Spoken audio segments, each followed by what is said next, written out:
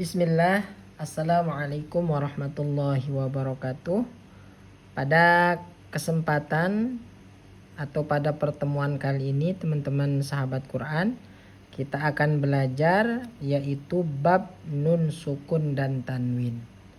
Nah, sebelum kita melanjutkan untuk membahas hukum-hukum tajwid yang ada di dalam bab nun sukun dan tanwin, jadi perlu diketahui oleh teman-teman sahabat Quran, nun sukun atau tanwin ya, yaitu membahas tentang bunyi suara N ya. Sederhananya seperti itu teman-teman.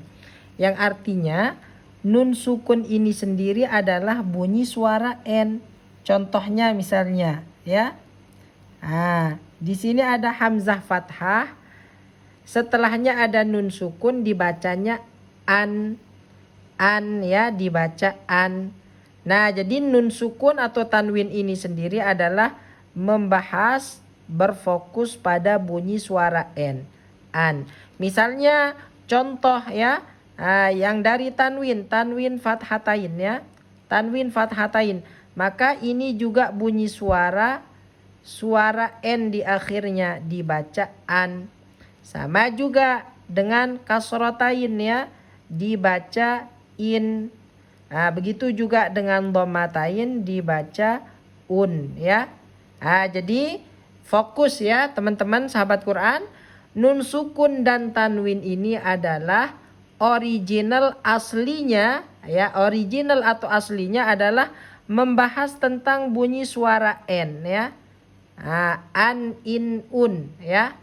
Nah, suara N ini akan berubah nanti bacaannya, an, in, un ini akan berubah bunyi suara atau akan berubah cara membaca bunyi suara N ini tergantung dengan huruf apa dia nantinya bertemu ya. Maka kaidahnya teman-teman, apabila ada nun sukun dan tanwin atau tanwin, jika bertemu dengan 28 huruf hijaiyah ya, 28 huruf hijaiyah mulai dari hamzah ya, sampai dengan huruf ya, maka terbagi menjadi beberapa hukum tajwid.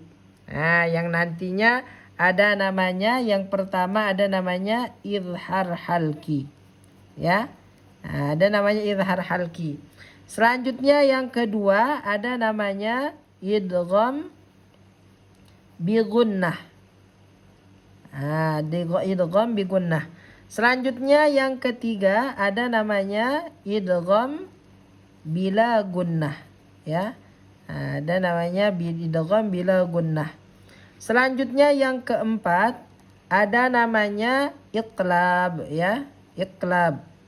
Yang kelima ada namanya ikhfa hakiki ya, ikhfa hakiki. Dan yang keenam nanti pembahasan terakhir ada namanya izhar wajib ya, izhar wajib, atau biasa juga disebut izhar mutlak ya. Izhar mutlak. Nah, kan tadi apabila ada nun sukun ataupun tanwin ini bertemu dengan 28 huruf hijaiyah, maka terbagi hukum bacaannya menjadi 6 hukum bacaan nantinya. Nah, nanti dari 28 huruf hijaiyah ini dibagi oleh ke-6 hukum bacaan ini ya. Yang pertama ada namanya izhar halki, nanti dapat bagian 6 huruf ya. Selanjutnya ada idgham bi gunnah, dapat 4 bagian huruf. Ada idgham bila gunnah, dapat 2 bagian huruf. Ada namanya iqlab, iqlab mendapat 1 bagian huruf. Nah, yang terakhir ikhfa hakiki ya, dapat 15 huruf. Nah, sedangkan izhar wajib ini nanti masuk pada pembahasan idgham bi gunnah ya, masuk dalam pembahasan idgham. Nah, nanti kita akan jelaskan satu persatu ya. Nah, untuk pertemuan kali ini yang kita bahas yang pertama adalah izhar halki ya.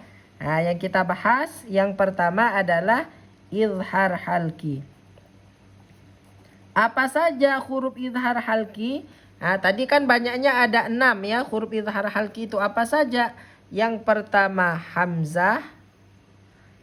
Nah, yang kedua ain. Yang ketiga ghain.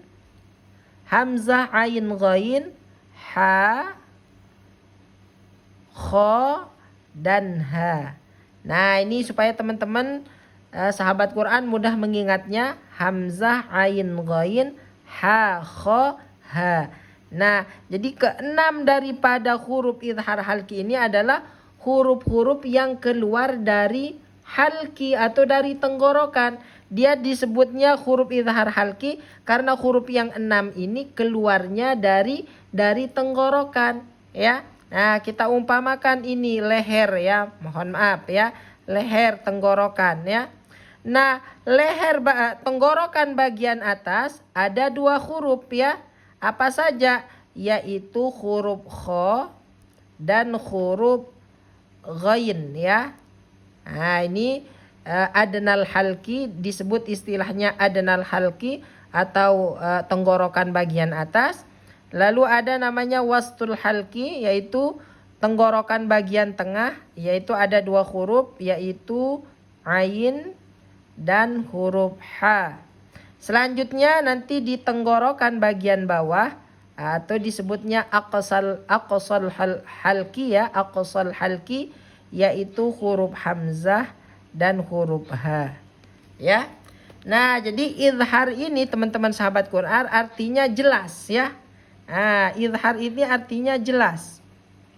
Sedangkan halki ini artinya tadi tenggorokan. Nah, tenggorokan. Jadi rumusnya seperti ini teman-teman.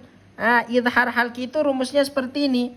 Apabila ada nun sukun atau tanwin, ini namanya tanwin. Kalau ada teman-teman pernah mendengar orang menyebut tanwin, misalnya yang dimaksud dengan tanwin itu yang ini ya.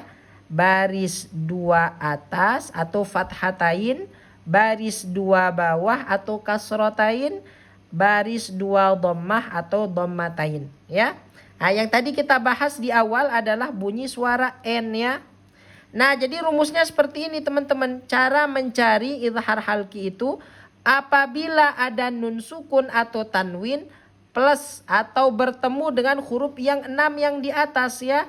Nah, maka apabila ada nun sukun bertemu dengan huruf yang 6 ya, maka hukum bacaannya disebut izhar halki. Nah, contohnya misalnya secara sederhananya seperti ini teman-teman. Misalnya ada nun sukun ya, an bertemu dengan huruf kha misalnya. Nah, jadi cara membacanya, membaca bunyi suara N ini harus dibaca jelas ya. Suara nun sukun atau suara tanwin ini harus dibaca jelas ketika dia bertemu dengan salah satu huruf yang 6. Nah, misalnya di sini kita contohkan an kha. Nun sukun bertemu dengan huruf kha, maka hukum bacaannya izhar halki ya. Cara membacanya bunyi suara nun ini harus dibaca jelas.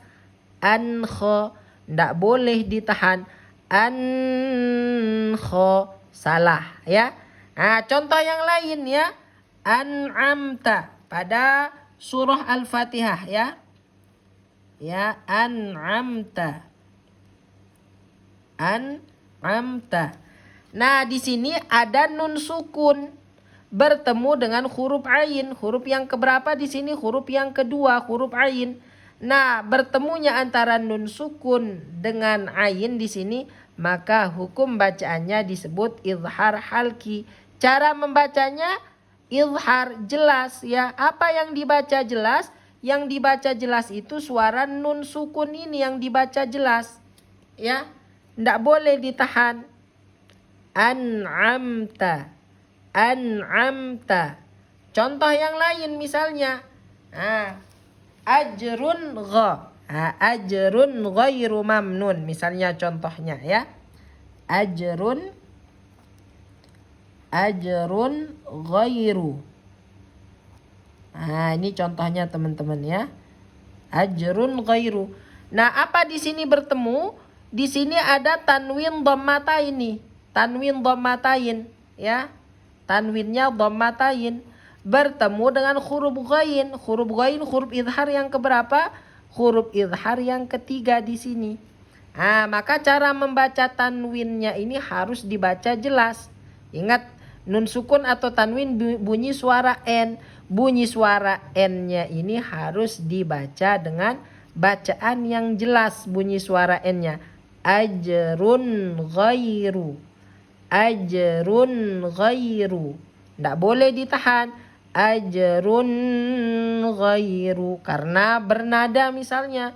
Nah, maka salah bacaannya jika kalau ditahan. Tidak boleh ada dengungan ya. Ajrun ghairu. Nah, seperti itu teman-teman. Kira-kira bisa dipahami? Contoh yang lain misalnya ya. Minhu ya. Nah, di sini ada nun sukun. Nun sukun bertemu dengan huruf H. Huruf yang keberapa? Huruf yang terakhir, huruf yang keenam. Nun sukun bertemu huruf yang keenam, salah satu daripada huruf izhar halki. Maka cara membaca nun sukun ini harus dibaca jelas suara N-nya atau suara nun sukunnya. Minhu. Minhu. Nah, seperti itu ya. Jadi ingat rumusnya, tinggal teman-teman sahabat Quran tinggal cari saja ya. Kalau ada nun sukun atau tanwin, baris fathatain, baris kasrotain, baris dhammatain, lalu bertemu dengan salah satu huruf yang 6. Nah, maka hukum bacaannya disebut izhar halki. Suara nun atau tanwin atau tadi yang kita bahas di awal bunyi suara N ya pada nun sukun atau tanwin ini harus dibaca jelas jika bertemu dengan huruf yang 6 ini. Kira-kira bisa dipahami?